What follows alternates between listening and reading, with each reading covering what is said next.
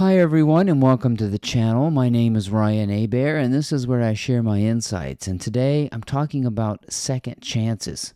If you've ever been given a second chance or want a second chance in life, I'm going to talk about what we do with a second chance, why we've been given a second chance, third, fourth, and fifth chance, and how this ties into forgiveness and finally getting some traction and momentum in our lives. Stick around.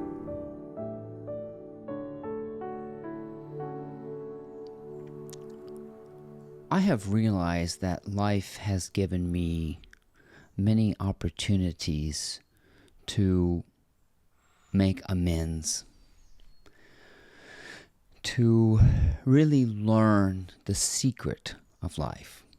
And life has many secrets. And one of these is what to do about what feels like a second chance. Now, you've already been given second chances, third chances, fourth chances, and fifth chances. It's just that we don't understand what to do with that. We don't understand why we are given those opportunities to do what seems like a repetitive thing. You may find yourself in situations that always comes back and always seems to be a disaster. It always seems to bite you in the butt or make things worse. That's because we haven't learned the nature of putting our best foot forward and what our ultimate purpose is. We often fantasize that if we could do it again, what we would do is show people how good we are. We would do what is called showing off. If I had a chance to do it again, I would show off more. But what I am saying to you today is that your second chance is for you to show out. And that's a very different way of looking at this. To show off, the individual is competing with others. If I had a chance to do it again, I would win the race. I would claim victory over it. There was a Seinfeld episode many, many years ago where George said something very stupid and he was insulted in a meeting and he didn't have a comeback line. And the whole episode was him. He came up with this perfect comeback line for an insult that was tossed to him in a meeting. And he flew out to California, from New York to California, to have this comeback line, and it didn't. and he used it, and it just didn't do anything, right? So he ruined his second chance by proving himself. That's what we want second chances for, to prove that we can do it. To prove the individual skills, to be on top, and to dominate. And to bring out the individual, like, let me show you how good I am, how much I can demonstrate my skill. But I have come to understand that second chances are not that way at all. I think second chances are a chance for us to bring out or to show out our best qualities, which the first go around were hidden in the background. We're hidden behind something that seemed fearful. And our best foot forward is always leaning into love, leaning into patience, being slow to anger, and bringing out that in service to others. Your second chance is a chance for you not only to demonstrate the power of patience and love and kindness and enthusiasm, but to creatively draw that out of everybody else. So your second chance is not to win. Your second chance is to figure out what is a win-win. A win-win is when everybody wins. Everybody benefits. Not just the victor. Not just look at me. Look what I can do. It's not winning a gold medal at the Olympics. It's showing other people their best qualities. So the secret is in service to bringing out beauty. That's what this is about. Showing off is putting everybody else off. Showing out is bringing out the collective unity of love. And that's what forgiveness is a chance to draw out the best in people. It's a chance to show people the demonstrative power of simple love. That's it. So if you really, well, it's just funny because that's far more impressive when somebody is funny, joyful, fun, exuberant, and loving. That makes quite an impression on people. More so than, look at me, look what I can do. I can demonstrate these skills.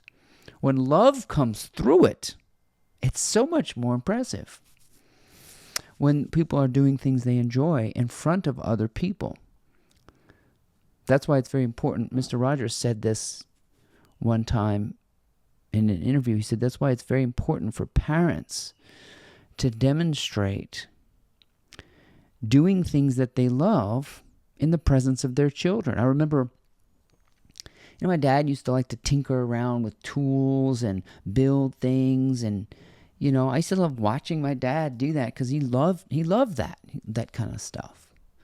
So my parents demonstrated their love for things in front of us, and I learned how to do that as a musician. I demonstrated love, but not in its fullest capacity. I did not demonstrate love in a lot of my relationships. I demonstrated dominance. I tried to show those qualities. And those qualities don't show out very well. The qualities of the individual do not make an impression like the qualities of love. I don't know why. But a second chance is as a chance for you to bring love to the forefront of your life rather than fear. And in some strange way, fear is loving. Fear is protective. Fear is trying to keep you safe. But in a basic instinct kind of way, like in an animalistic way. We have the capacity to transcend all of that animalistic behavior. When you begin to realize there is no danger. And that's what we want to show people. We want to show people how you can be loving, and that's not dangerous. Vulnerability is not danger. Vulnerability is a certain kind of power that shows forth when the individual understands his or her complete ineptness. I am completely inept, completely unknowledgeable, and I can't take credit for anything that I know. But I've been given a second chance in this delivery of teaching that I want to demonstrate the power of love. That's all. And I want to do things in front of people where I'm enjoying myself. And I'm not threatened because I have no competitor. You realize there is no competitor because each person is unique. They are not competing with each other. That's what a show-off does. And a show-off is living from a sense of restriction or lack. I'm showing off because I lack something. I'm missing something, so I'm going to show you so I can prove to you. So the ego is constantly trying to prove itself real. And it does that by pushing others to the side.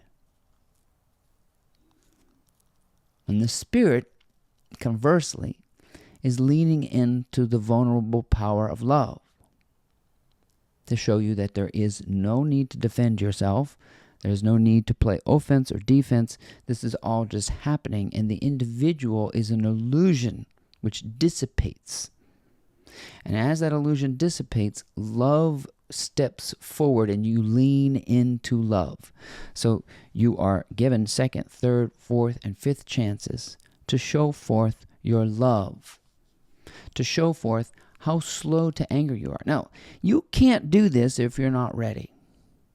I'm not talking about suppressing your feelings as I'm going to be nice to everybody and it's so hard to be nice to people. No, you're going to know when you're ready, because then you're not tied to money and you can just give away things freely and it doesn't hurt. You can do like I'm doing right now. I'm just giving you my insights. And I know that draws criticism. I may have my critics and my opposition, but that's okay. I realize nothing is opposing me. Malcolm Gladwell says if you don't have critics, you're doing something wrong.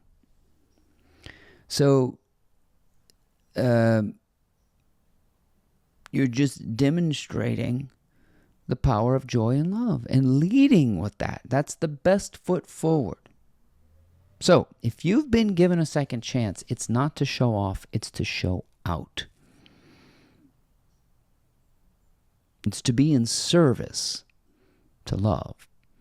It's to lean in to that vulnerability. It's to surrender the individual will. It's to soften. It's to put the weapons down. It's to bring people together. It's going to be in the service of unity.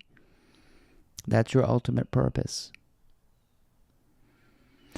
I'm hoping there's somebody in my life who I'm hoping will give me a second chance, because I want to demonstrate the power of drawing out the best in everybody who's around me. And you do that when you realize you're not in competition with anybody. You're not competing for resources. People who are competing for resources have a scarcity mindset. They'll never understand this. If you're listening to this, you're understanding how to lead with love. And leading with love will not make you betray yourself. You'll never have to betray yourself when you lead with love. All of it will be completely effortless and joyful. That's it.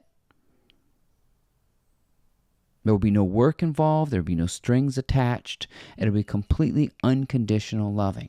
Now, you may think to yourself, I wish I could put my best foot forward, but I don't have enough money to just be generous and loving. I can't do that. Or I don't have enough time to really devote myself to other people. Then you're not ready.